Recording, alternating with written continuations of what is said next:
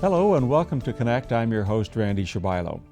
On today's show, we'll have retiring Deputy Police Chief Randy Huisman, as well as the CEO for TCU Place, Tammy Sweeney.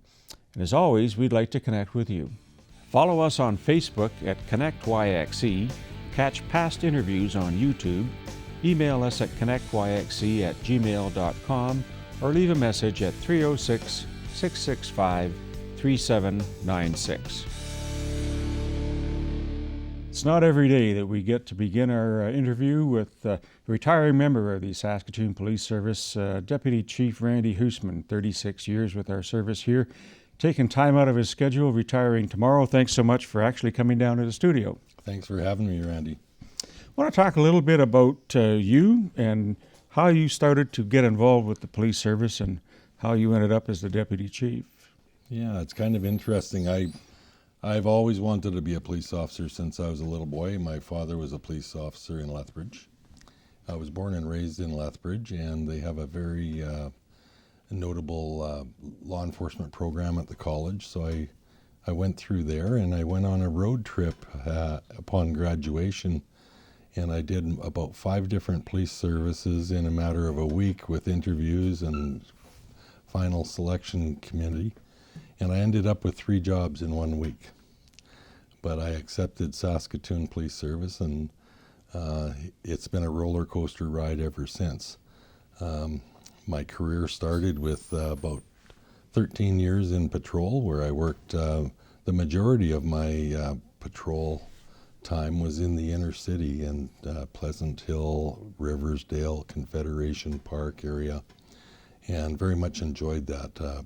Got to, build relationships with the community associations and the apartment building caretakers, and spend a lot of time talking with people in the community. It's a lot of transient traffic out in certain areas, and I was always wanting to talk with people and be known. So from there, I got into the vice unit as a constable, working plain clothes, and we were working with the sex trade, and there was a lot of men in Saskatoon that were preying upon vulnerable girls in the community. And I was working with Don Meikle with EGADS, and we decided that we wanted to change the mindset.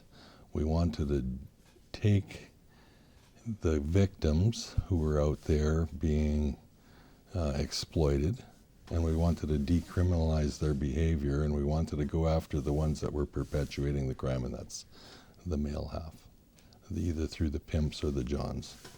So we created a wraparound program called Operation Help, and in that program we surround ourselves with numerous different stakeholders that would be of great assistance to a victim of the sex trade. So on the night an operation would take place, an actual arrest would take place with the victim, and we would, rather than take them to cells, we would take them to a support circle. And 99% of the time, what is it that's going to remove them from the street? It's housing, poverty, and addictions. If you don't look after those 3 things, it's just going to be a never-ending thing. So we were able to look after some of that and actually help them get healthy and off the street. That program itself won national and international awards from the International Downtown Association and the Canadian Association of Chiefs of Police for innovation.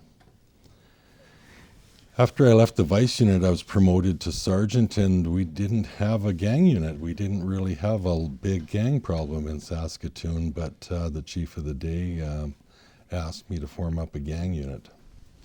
And so I put a gang unit together where we had 8 constables and myself, and we went out there and told the public that we were the gang unit, and we were gathering intelligence, and we were focusing our efforts on people that said they were involved in gangs. Very much also wanting to help them get out of the gang life. After a year, I moved on to the homicide unit, and I spent eight and a half years as a homicide investigator. Was involved in multiple homicide investigations, lead investigative roles on fairly complex files, including Mr. Big sting operations, one-party consents, and had a very challenging 8.5 years of that part of my career, but I very much enjoyed it. And then I was promoted to staff sergeant from that and put into general investigations, heading up the robbery unit and the break and enter unit. And then they asked me to come back and take over the homicide unit again. So I did that for a year. And then I took the next step into management and became promoted into the inspector in charge of Central Division.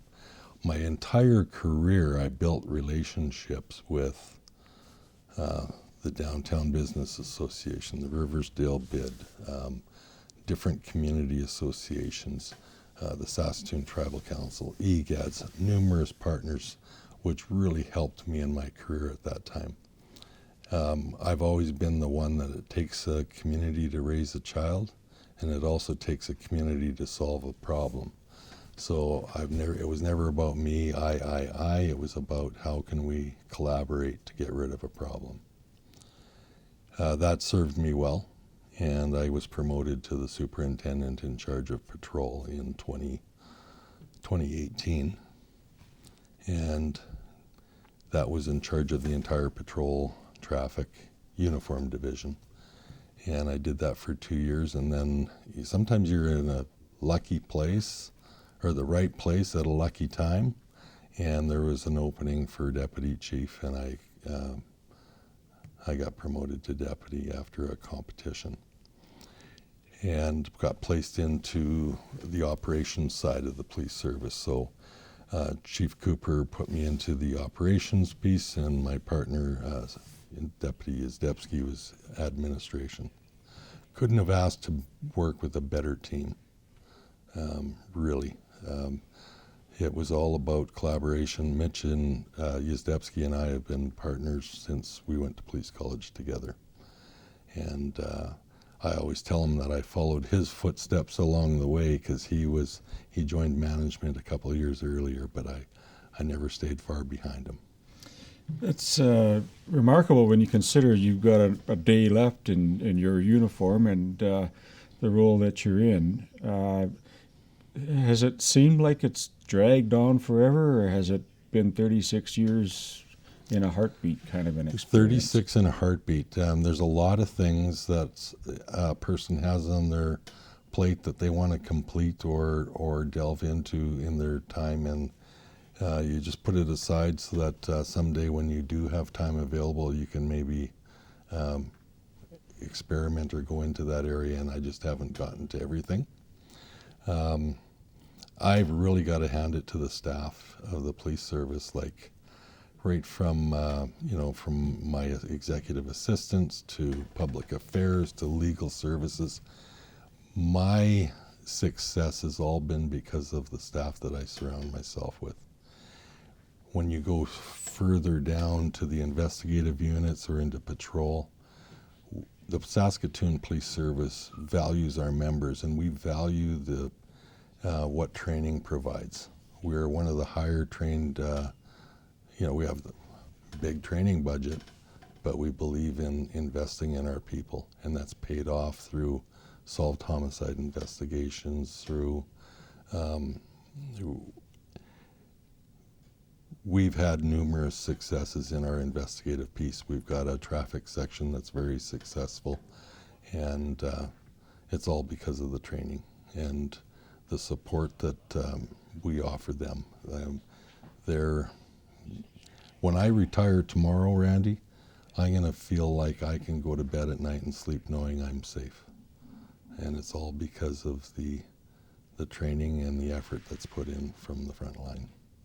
Has the policing changed dramatically the past 10 years and 36 years for you in terms of what you used to do and what we see today? Yeah, well, I came to the police service at a time when technology was just exploding. So I started off with, we were dispatched by voice, and everything was recorded after you told the dispatcher when you arrived and what was going on at the call.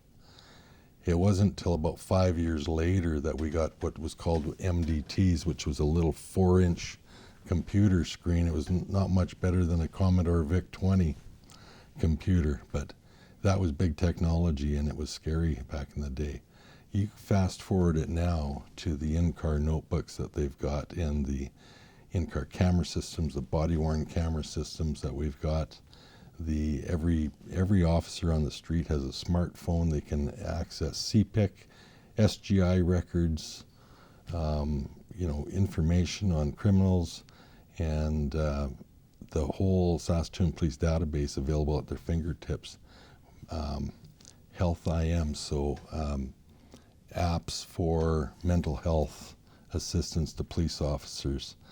You name it, it's there, and it continues to grow by the year. You just have a moment left. Is there a nickname that we have from an incident that you had when you were a junior constable? Yeah, actually, a good story to tell is when I was a junior constable on the street. We got sent to a call of a disturbance, and when we got there, there was a couple of gentlemen fighting. We placed one of them under arrest for intoxication in a public place, and he fought us the whole way downtown, uncooperative, kicking the doors and the back screen, and we had to drag him up to the booking counter, and I knew when those handcuffs were coming off it would be a fight. But he looked at me and he stopped in his tracks and he said, "Wait a minute, you look like Reuben Kincaid from the Partridge Family." That was an instant de-escalation in that individual because he took a liking to me. What I didn't like about it was the nickname that I received for the next 5 years. And here we have it. Yeah. And what does the short-term future look like for you post-retirement? Well, I'm going to spend some more time with my lovely bride, and we're going to spend more time at the lake fishing. But before I'm able to get out fishing, I'm going to actually continue on with some work with EGADS to deal with the Operation Runaway, another RAP program to deal with habitual runaways. And we're introducing what's called the Missing Youth Saskatchewan app and the risk assessment developed by EGADS. And this is so care home operators throughout the province can utilize and do risk assessments, so assessing risk more often of the youth, but yet not having to report them missing. So we've been in a pilot project for about 4 years, and the ministry has approved it now to go province-wide. The data in Saskatoon alone shows that while group home missing person investigations are skyrocketing, last year we had about 3,500 missing persons cases. All the EGADS group homes, which are about 44% of the group homes in the city, are plummeting. So it's very successful, and that means that we can have investigators searching for missing kids that are actually missing, not just not present. I can't thank you enough for all of your years of service and personal friendship and professional work that we've had over the years. So thank you for all you've done for Saskatoon, and best of luck in your retirement. Thanks, Randy. Appreciate that. We'll be right back, folks.